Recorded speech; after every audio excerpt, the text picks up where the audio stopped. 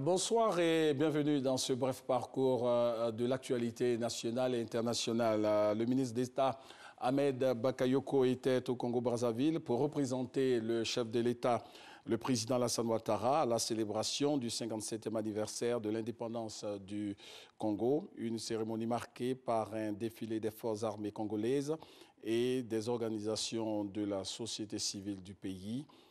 Vous aurez le compte rendu complet au journal de 20h.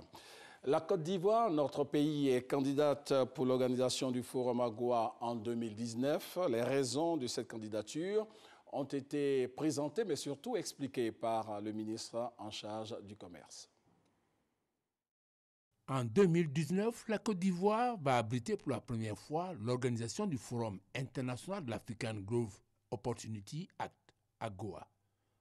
En attendant la validation de cette candidature par l'administration américaine, le gouvernement ivoirien s'active parce que les enjeux sont énormes.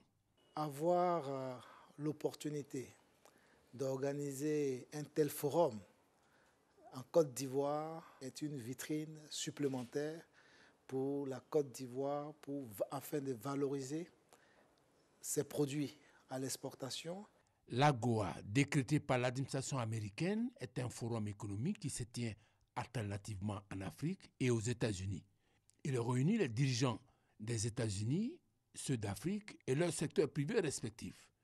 Guy Mbeng, directeur général de l'Association pour la promotion des exportations de Côte d'Ivoire, APEXI, souligne les retombées de ces assises pour l'économie nationale. Important pour la Côte d'Ivoire pour plusieurs raisons, parce que 2019, ça coïncide aussi à notre délai pour passer à l'émergence, qu'on a fixé en 2020. Ça coïncide aussi avec, si Dieu le veut, le décaissement du MCC. Mais ça nous permet quand même de consolider notre positionnement dans le pays. Depuis l'éligibilité de la Côte d'Ivoire en 2011 jusqu'à une date récente, les PME ivoiriennes ne tiraient pas meilleur profit de cette franchise douanière. En cause, le manque d'une stratégie nationale de mise en œuvre de l'AGOA. Depuis le 2 juin dernier, le défi est relevé. Notre stratégie permet de donner un visage à l'AGOA. Nous aurons un organe qui va gérer l'AGOA. L'objectif principal de cette stratégie nationale AGOA sur les 8 prochaines années sera de booster le volume des exportations, avec une première étape d'évaluation en 2019.